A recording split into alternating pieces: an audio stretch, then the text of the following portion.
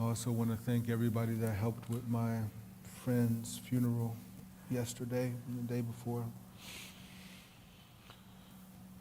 Job 13, verse 15. Though he slay me, I will hope in him.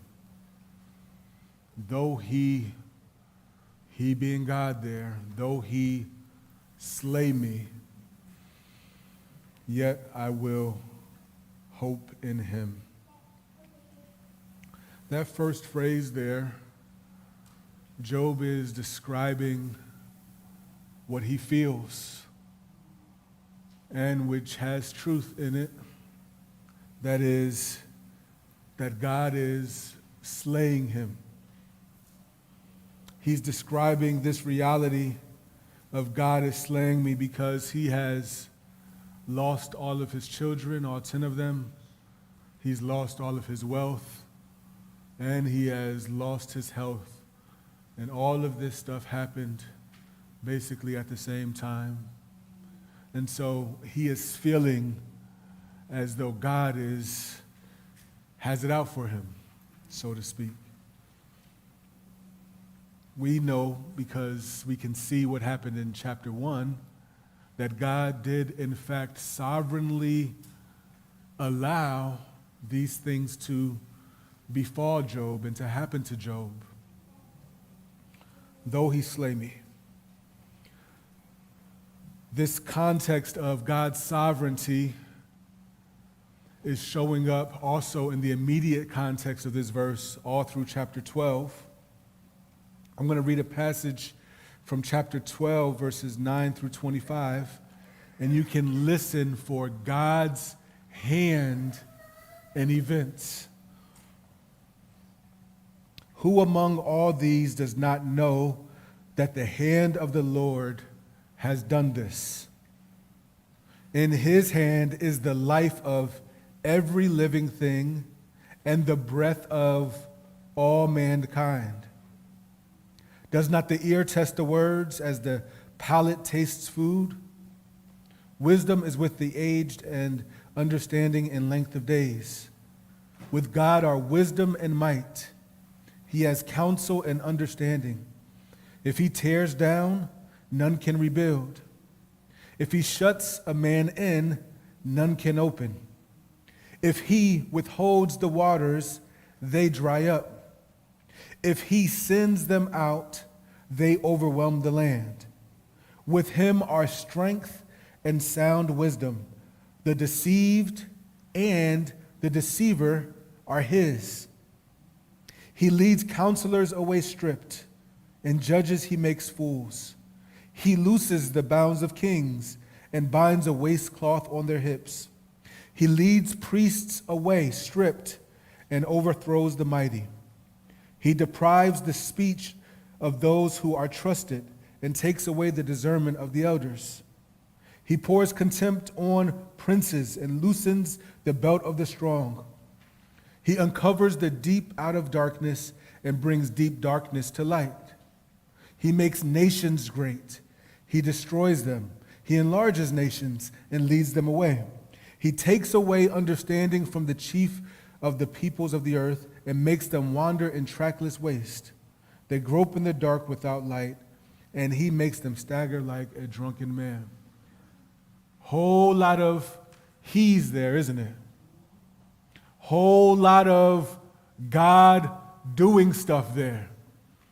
Whole lot of us being the recipient of God's hand. And so I read that to lay the stage and for us to accept the harsh truth that God is sovereign even when he does / allows things that are uncomfortable for us. Things that we don't like. Things that are tragic.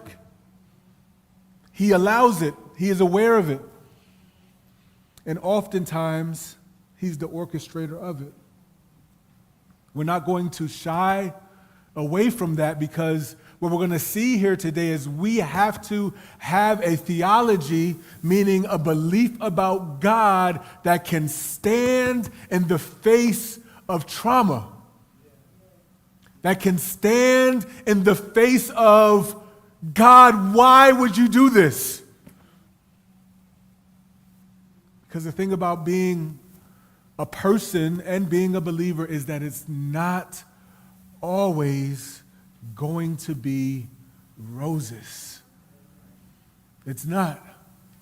But one thing we're going to see by the end of this is that in him, in Jesus that is, we have a solution and a rest that comes in the midst of these crazy times in our lives.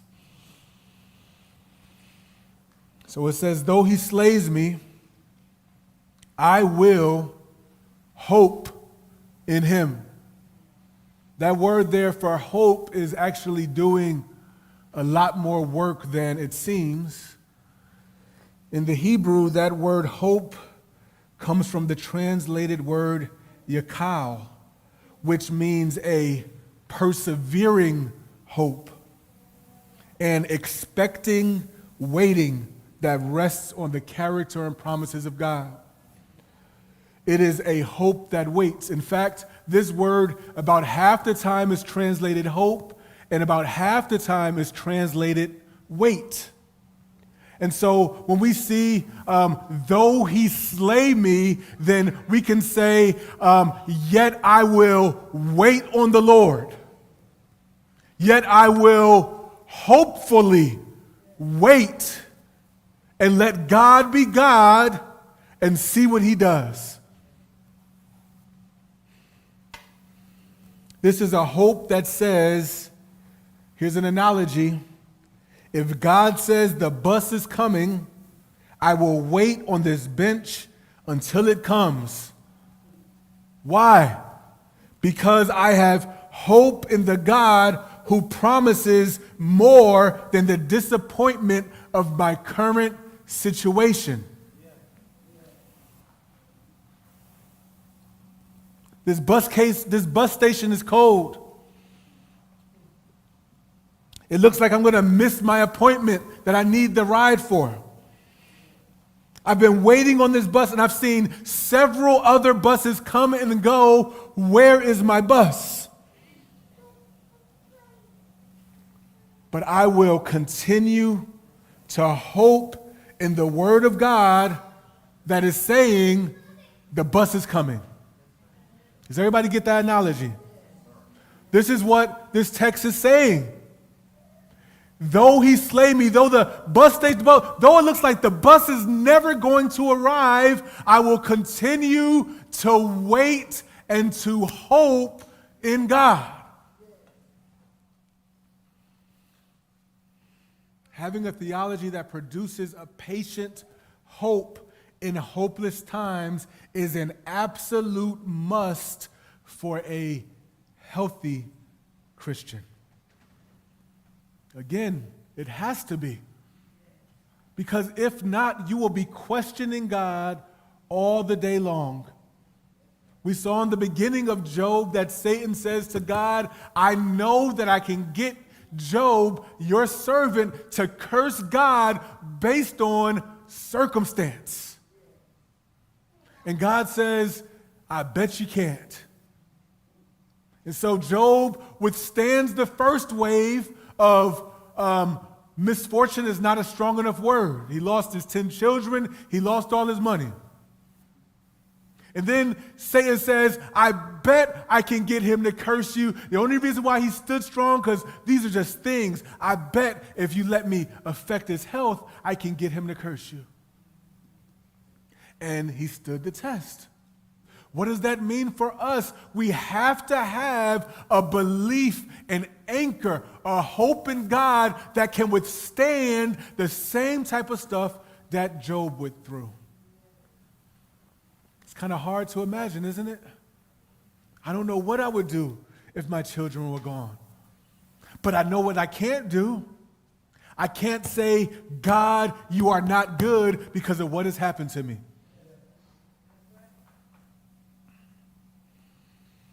We have to be able to say, though he slay me with health issues, yet will I hope. We have to be able to say, though he slay me with funerals, people dying in my life, yet I will hope. We have to be able to say, though he slays me in my marriage and it feels like it's dying, I'm still going to hope. We have to be able to say, though my finances look like I'm about to get my home foreclosed on me, yet I will hope. We have to be able to say that. Because if we cannot say that, then that means that we don't have faith in our God. It means that we are saying that this stuff in our life and these situations and circumstances in our life are bigger than our God. We talked about this last week. Everything here is temporary. Let's turn to Lamentations chapter 3. I think it's a few books over.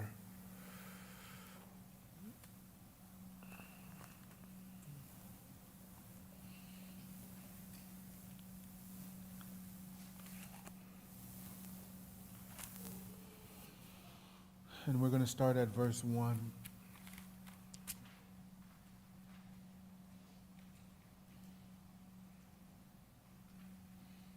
Some would say we need a proper theology of suffering,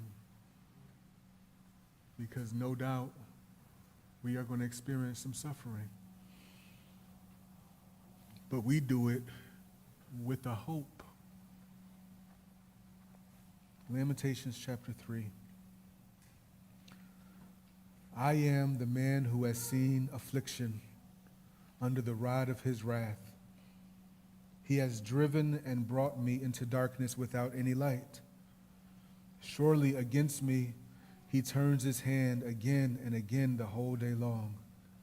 He has made my flesh and my skin waste away. He has broken my bones. He has besieged and enveloped me with bitterness and tribulation. He has made me dwell in darkness like the dead.